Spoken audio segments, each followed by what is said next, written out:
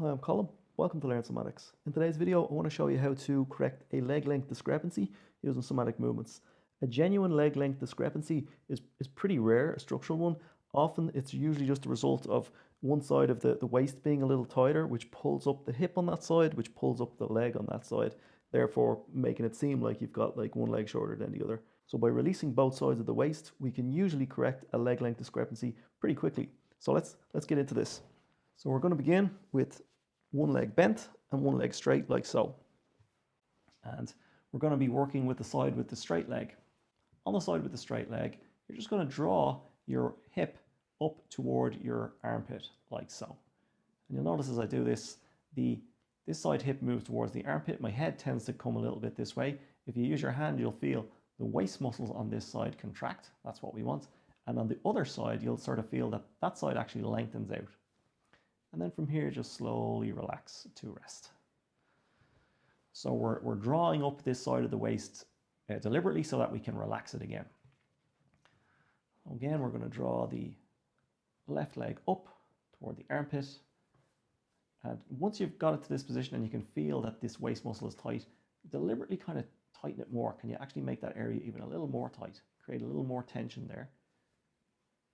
And then very, very slowly let it relax and let your hip just move away nice and easily. So when one side of the hip comes up towards the armpit, the opposite side will move away. So if you've got your two fingers on your hips, you'll be able to feel this as I draw the left hip up toward the armpit, sliding, pulling, should I say, pulls the leg with it. And I can feel the right side hip move away. Head will tend to turn and then just contract down on that waist. Make sure you can feel those oblique muscles, that's the waist muscles. Feel them contracting. If you use your hand, your waist should feel hard. And then really slowly let it release again. Come back to rest.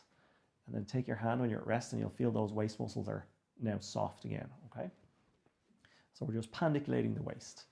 All right, we'll do that one more time. Sliding the left hip up, feeling the right hip move away. Head turns, contracting the waist, and then slowly relaxing back to rest. All right, so we've done a couple of repetitions of that. Let's just lay out flat and see how that feels. Now, if you've done that slowly and carefully, you might even notice that it will feel like your left leg is a bit longer than your right now, which is exactly what we're getting at. We can influence the length of the legs by freeing up the waist on both sides.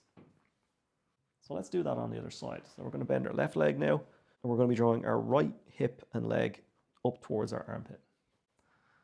So again, nice and easy, fingers on the hips. Draw that right hip up toward the armpit.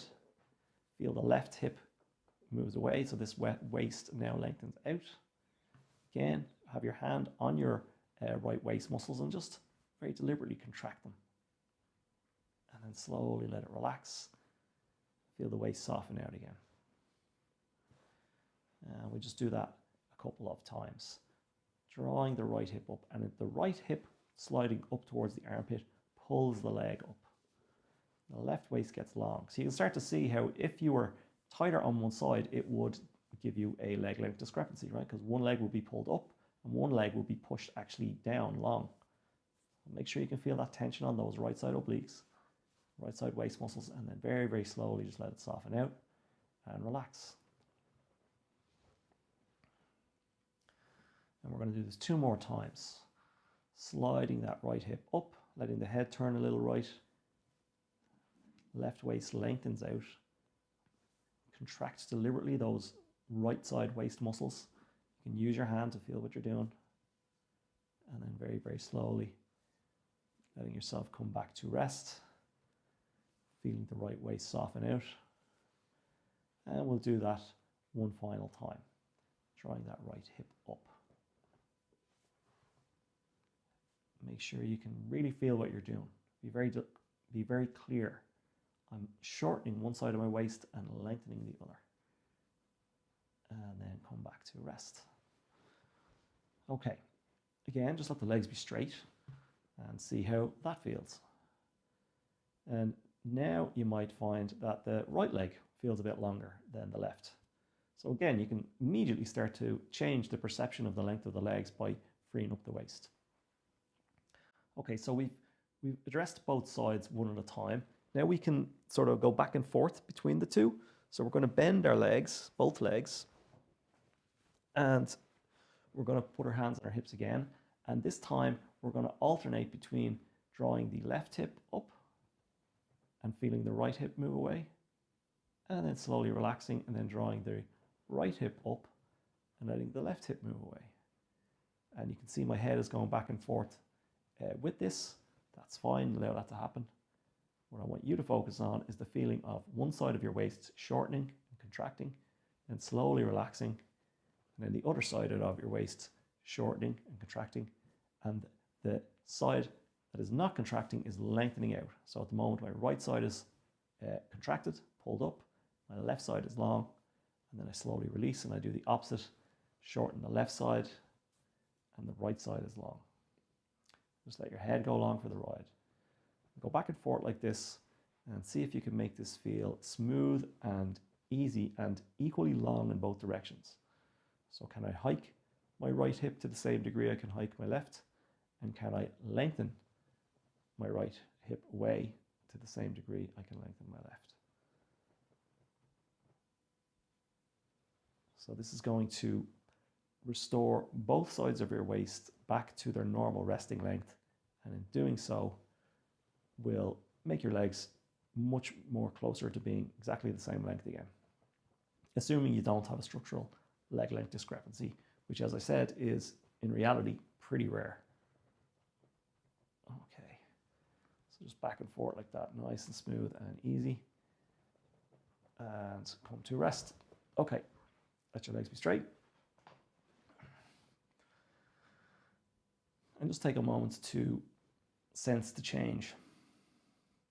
Now, having gone back and forth like that, you should start to feel like your legs feel about equal in length, because by going left to right, your brain gets a chance to compare and contrast the feeling of the muscles working, contracting, relaxing, lengthening. All right, so we're going to do one more little variation on this to sort of really hammer it home. So we're going to keep our legs straight for this. And your legs remain kind of relaxed as you do this. They're going to get pushed and pulled by what you're doing with your hips.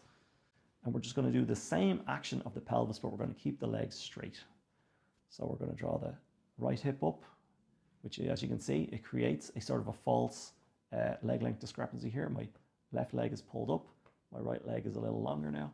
Let that relax. And then let the right hip and leg pull up. And you'll feel that to draw this right leg and hip up is to lengthen the left hip and leg away. You can't move one side of the pelvis without the other side moving. So by pandiculating both sides, going back and forth each side, you can level things up.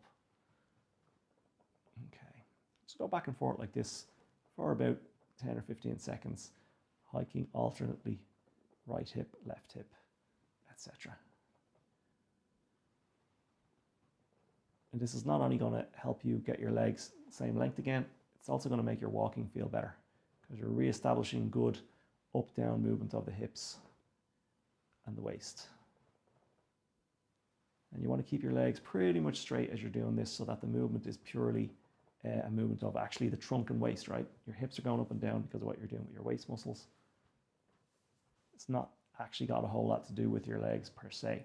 They're just moving because they're attached to your hips. Okay, and come to rest. All right, so take a moment there again, check in with how that feels. You should notice that your legs feel equal length, and just generally, you should have a nice sense of a bit of softness around your waist, and the legs will even feel a bit more comfortable. And just to be thorough, let's do one more little movement just to cap this off. So bend your legs like so, but have your feet sort of wide apart. And we were addressing the up-down movement of the pelvis and the hips. But in this movement, we're going to just speak a little bit to the forward and back action of the pelvis. So let your left knee tip in, and you'll feel your left side of your hip roll up. And then let this whole left side of your trunk lengthen out again. And that'll let your knee drop down a bit. And then from here, just roll your pelvis back to the floor to bring your knee up. and then let your right knee tip in.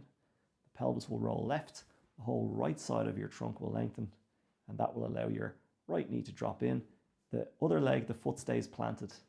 And just go back and forth like this a little bit, just rolling your pelvis side to side to help you tip your knee in and to further lengthen out your sides of your trunk. So again, this is just going to even out your ability to lengthen each side of your waist. It's going to make your legs the same length, and it's going to make walking feel a lot more comfortable. This movement is actually called walking 1. Really nice movement for keeping your walking, your gait feeling even and free. Okay. Lay out flat, see how that feels. If you've done that slowly and carefully, that should be feeling nice and comfortable through your low back and waist. The legs should feel nice and heavy, and you should feel pretty straight. So that's a nice simple sequence to correct a leg length discrepancy. Stand up, have a walk around, see how that feels in walking. And if you've got any questions, drop them in the comments below. Don't forget to like, comment, and subscribe, and I'll see you next time.